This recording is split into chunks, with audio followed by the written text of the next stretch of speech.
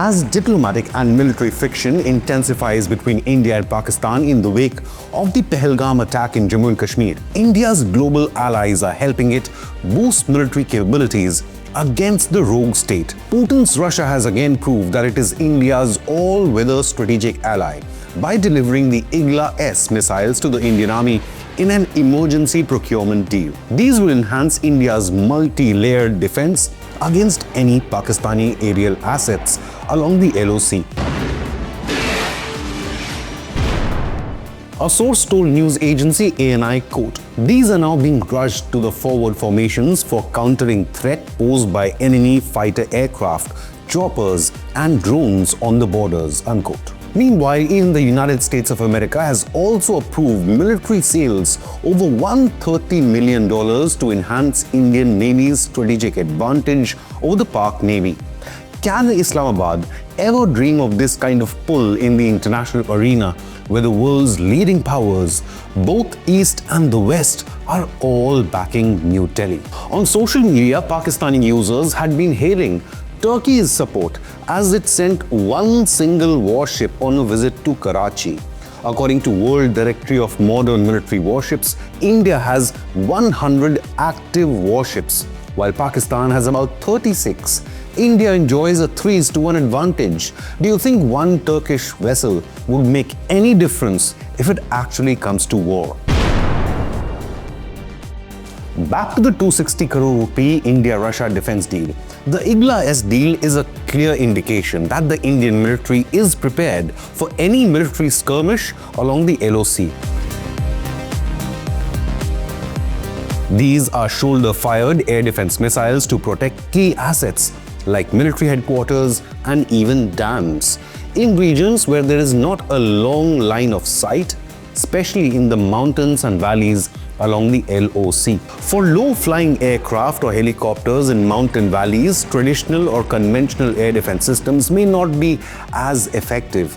But even a single, well-positioned soldier with an Igla-S would be enough to take them down. Moreover, Pakistani side often uses drones for reconnaissance or to supply weapons to extremists this side of the border. The Igla-S would be ideal to eliminate this threat and secure Indian airspace. The Igla-S is the advanced version of the Igla missile system, which has been in service since the 1990s. It capitalizes on infrared or IR homing to lock on to heat signatures of aerial targets. It can engage targets up to 6 kilometers away and flying at an altitude up to 3.5 kilometers. To further bolster defenses, the army has now floated a fresh tender for buying new generation VS HORADS systems. Now, the tender is for 48 launchers, 48 night vision sights and 85 missiles under the Buy Indian category. The request for proposal states, quote, "These VS HORADs based on infrared homing technology are effective fire and forget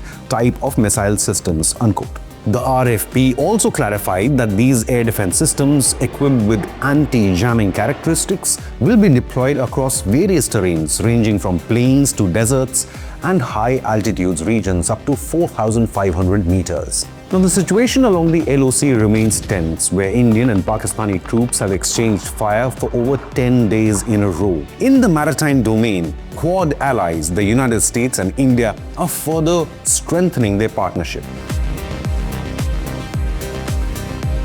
The White House has sanctioned foreign military sale worth $131 million to India. The US State Department revealed that the pact includes the sale of Hawkeye 360-degree technology for maritime domain awareness, advanced sea vision software, technical assistance field team training, and support services to bolster India's maritime domain awareness. According to a report in the Economic Times, quote, Hawkeye 360 is a private American company that operates a network of satellites in low Earth orbit. These satellites track radio frequency or RF signals coming from ships, aircraft, vehicles, and coastal systems, unquote. This system will specially help identify and combat dark shipping, drug trafficking, and arms trafficking in cases where any ship turns off their transponders. With Hawkeye, the Indian Navy would be capable of targeting such vessels as well as track enemy warships. This will come in handy against Chinese and Pakistani vessels, which are infamous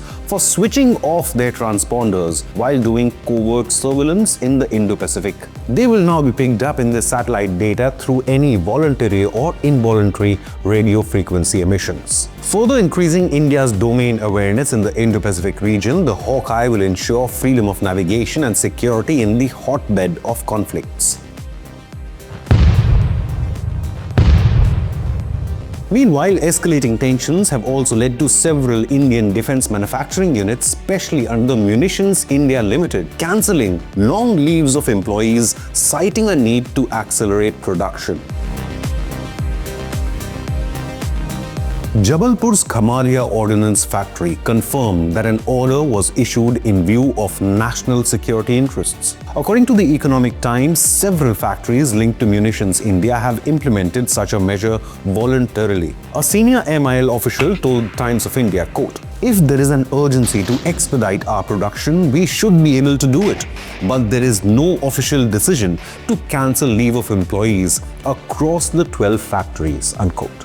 So workers at Ordnance Factory Khamaria, one of India's largest military ammunition factories, which is known to have supplied fuses for Bofors guns used during the Kargil war to smash enemy bunkers atop mountains, have been ordered not to apply for extended leaves. While the public outrage is mounting pressure on the Narendra Modi government to take kinetic action against Pakistan,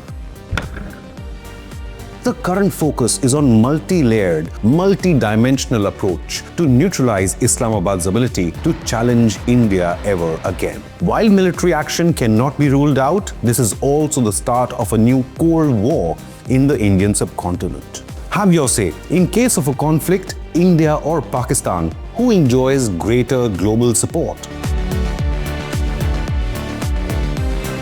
India has successfully tested a crewless 30mm turret for its futuristic infantry combat vehicle or FICV, capable of operating in varied terrain types including high-altitude areas such as Ladakh, along with sandy deserts. The turret adds combat capability, situational awareness, and vehicle survivability with less risk to soldiers. Its ability to be remotely operated enables command from inside the protected vehicle or even a remote command post, reducing crew exposure to hostile fire. The turret mounts a 30mm main weapon, an anti-tank guided missile launcher, and sophisticated sighting systems, providing accurate engagement against diverse threats.